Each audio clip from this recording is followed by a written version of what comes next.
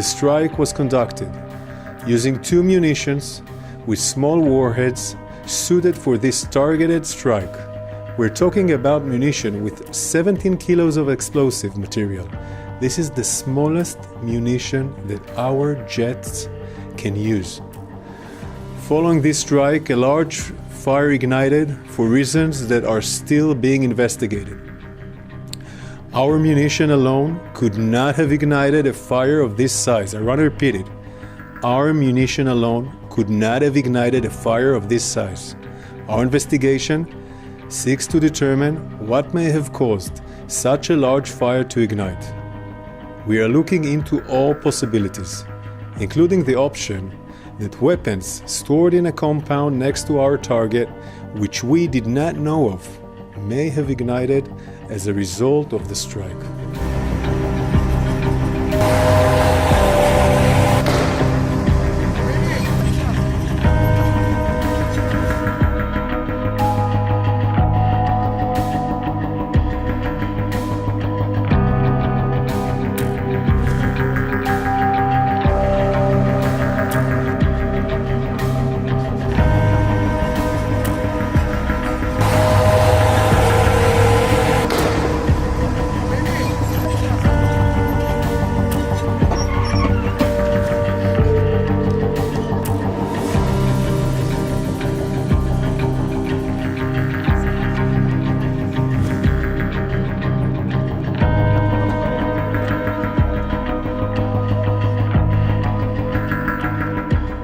I think that what happened in Rafah overnight really did look very, very concerning, very worrying, and so we're asking for that to be investigated rapidly. The Israelis have already said it was a tragic mistake, but we want to see that properly investigated. Look, what I want to see is a stop in the fighting. We want a pause, which has been offered by the Israelis, a hostage deal to Hamas that would let prisoners out of Israeli jails, and have that pause, because what we need is to get the hostages out, get the aid in, and have that stop in the fighting, which we can then turn into a permanent, sustainable ceasefire. That's what I want to see happen.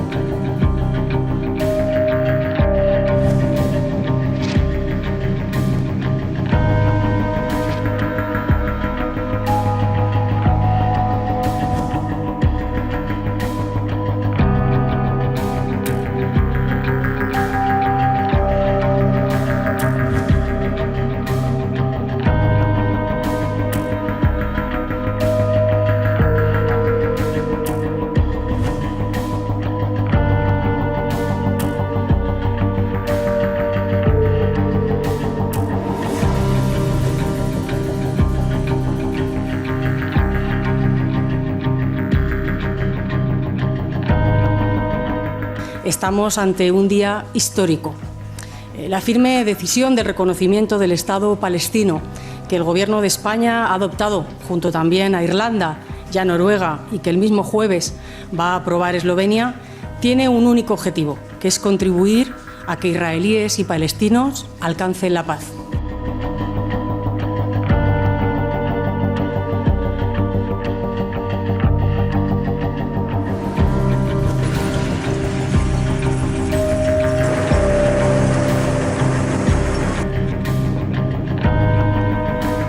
Se trata de una decisión histórica que tiene un único objetivo, y es el de contribuir a que israelíes y palestinos alcancen la paz. El reconocimiento del Estado de Palestina no solo es una cuestión de justicia histórica con las aspiraciones legítimas del pueblo de Palestina, es además una necesidad perentoria si queremos entre todos lograr la paz.